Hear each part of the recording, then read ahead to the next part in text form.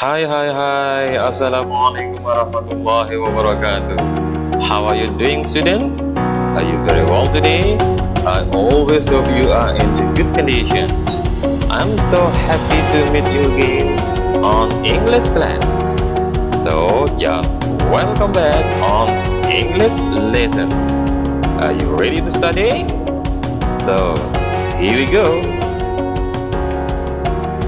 Today we are on chapter 3, part 2. That is still a residue text, but we are going to learn about the manual. Now let's see first the scheme for today's lesson. Kita lihat dahulu agenda pelajaran kita pada pagi hari ini. Number 1, the definition of manual. Number 2, the differences between manual and recipe. Number 3, the structure of manual. And number 4, the language features of the manual. Now let's see the objective of our learnings today. After studying, the students are supposed to be able to, setelah pembelajaran, seluruh siswa diharapkan mampu untuk number 1, tell the definition of manual, menjelaskan definisi dari manual. Number 2, distinguish between manual and recipe. Nomor 2, membedakan antara manual dan resep masakan. Number 3, tell the structure of manual. Nomor 3, menjelaskan struktur dari manual. And the last number 4, identify the language features of manual. Yang keempat, mengidentifikasi fitur-fitur kebahasaan dari manual. Now let's see what is manual. Apa yang dimaksud dengan manual? Manuals refers specifically to a reference document which provides detailed information about operation and the maintenance of a product. Manual mengacu secara khusus pada dokumen referensi yang memberikan informasi rinci tentang pengoperasian dan pemeliharaan produk. And what are the differences between recipe and manual? Apa perbedaan-perbedaan antara resep masakan dengan manual? The differences are, perbedaannya adalah the goal, tujuan, the content, isinya, the object, objeknya, and the result, dan hasil yang dicapai. Let's compare between recipe and manual. Selanjutnya, mari kita perbandingkan antara resep masakan dengan manual. Recipe is a tutorial or guide how to make a certain meal, food, or drink. Resep masakan merupakan suatu tutorial atau panduan bagaimana cara membuat makanan atau minuman tertentu. As an example, how to make bread rice or how to make banana split ice cream.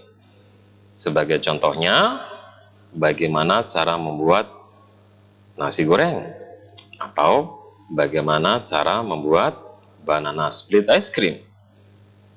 Now let's see the content. The content is the procedure to make meal, food, and drink.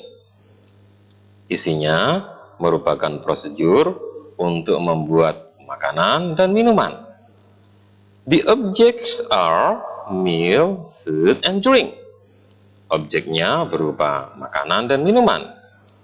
And the result are best look and taste. Dan hasil yang dicapai diharapkan berupa penampilan ataupun rasa yang terbaik. What about manual? Manual is an instruction for you to operate a certain product. Manual merupakan petunjuk bagi Anda untuk mengoperasikan produk-produk tertentu. Usually it's an electronic stuff, such as phone, rice cooker, television, etc. Biasanya berupa barang-barang elektronik, seperti handphone, rice cooker, televisi, dan lain sebagainya. The content is the procedure to operate the device. Isinya berupa prosedur untuk mengoperasikan alat-alat tersebut. The objects are electronic products. Objeknya tentu berupa produk-produk elektronik. And the result are best use and prevent accidents, harm, or damage. Dan hasil yang dicapai berupa penggunaan ataupun penggunaan yang paling baik ataupun untuk mencegah kecelakaan dan kerusakan. Well, now let's see in the section 3. Both manual and recipe are types of procedural text. Baik manual maupun resep masakan, keduanya merupakan jenis dari teks prosedur.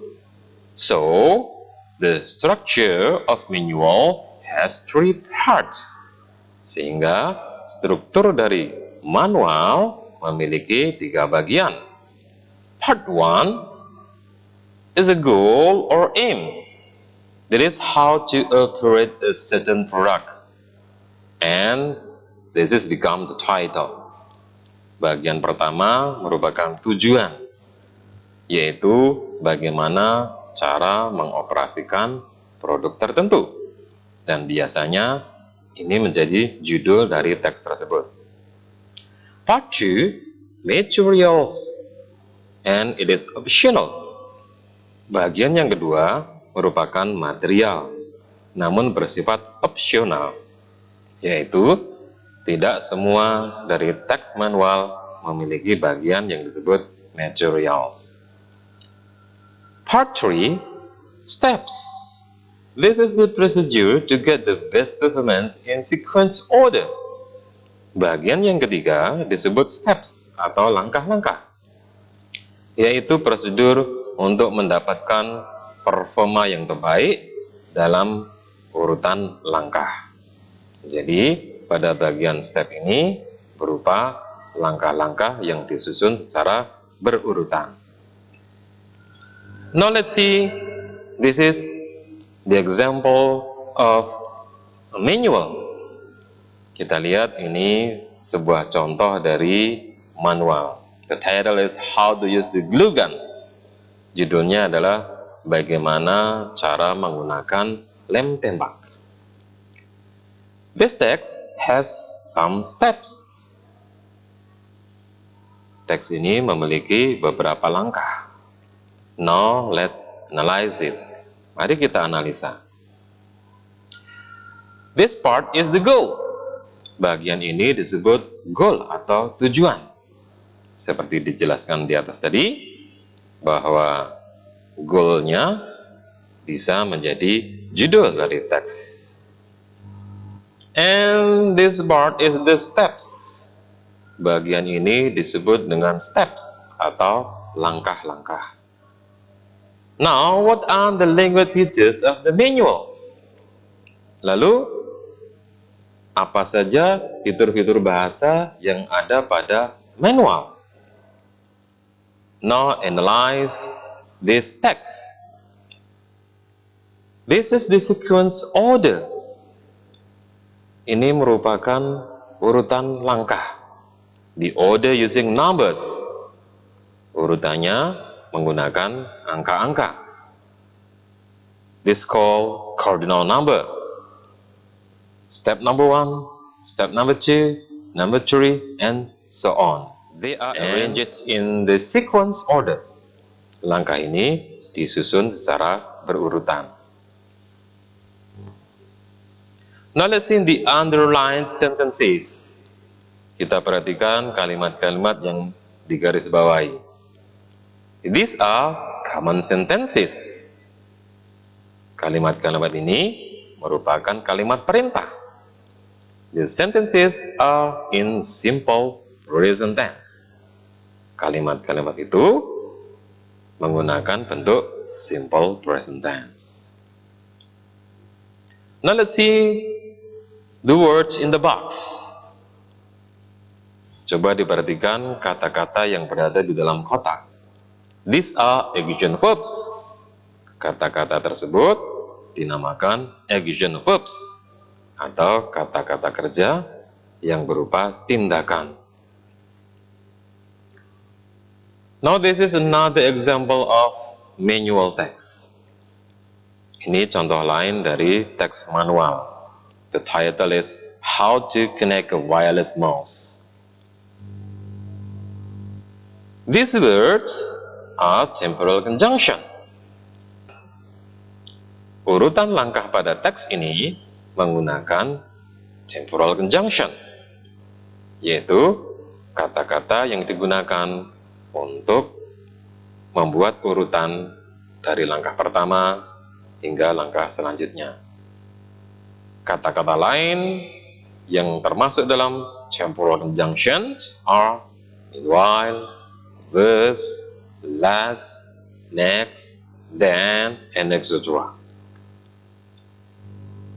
Well, students, now let's summarize our learning materials. Mari kita buat kesimpulan. Number one, both manual and recipe are types of procedural text. Baik manual maupun resep masakan, keduanya merupakan jenis dari teks prosedur. Number two, the manuals are mostly has no material part. Manual sebagian besar tidak memiliki bagian yang disebut material. Number three, the steps in the manual and recipe are in sequence order. Langkah-langkah dalam teks manual ataupun keduanya merupakan langkah yang disusun secara berurutan. Number four, the results of manual are to get the best performance and avoid accident, harm, and damage. Hasil akhir dari teks manual adalah untuk mendapatkan performa yang terbaik dan juga menghindari kecelakaan ataupun kerusakan. Number five, the results of recipe are to get the best look and taste. Hasil yang diharapkan dari suatu resep masakan adalah untuk mendapatkan tampilan dan rasa yang terbaik. And number six, the language features are simple present, action verb, adverbials, numbers, and temporal conjunction. Yang keenam, fitur-fitur kebahasaan, baik manual ataupun resipi, yaitu menggunakan simple present tense, kemudian action verb, kata kerja yang berupa tindakan, adverbials, kata-kata keterangan, numbers, angka-angka, and temporal conjunction, dan kata hubung yang digunakan untuk menghubungkan proses pertama hingga akhir. Well, students, that's all our learning material for today's lesson. You can find all of this learning material in our e-learning blog. The address is e-learning.smpn20solo.sch.id, and just try to do a little quiz to check your learning process using Google Form. Anak-anak bisa menemukan seluruh materi pelajaran hari ini pada blog e-learning SMP Negeri 20 Surakarta. Dan silakan mengerjakan sedikit quiz menggunakan Google Form untuk mengetahui perkembangan belajar anak, khususnya pada materi manual text procedure. Okay, students, thank you very much for your coverage and attention. Terima kasih banyak atas perhatiannya. And don't forget to keep on studying. Jangan lupa untuk selalu belajar. Stay safe, Stay healthy and stay at home. Keep spirit. Selalu semangat untuk belajar meskipun dari rumah. Sekian dahulu. See you next week. Wassalamualaikum warahmatullahi wabarakatuh.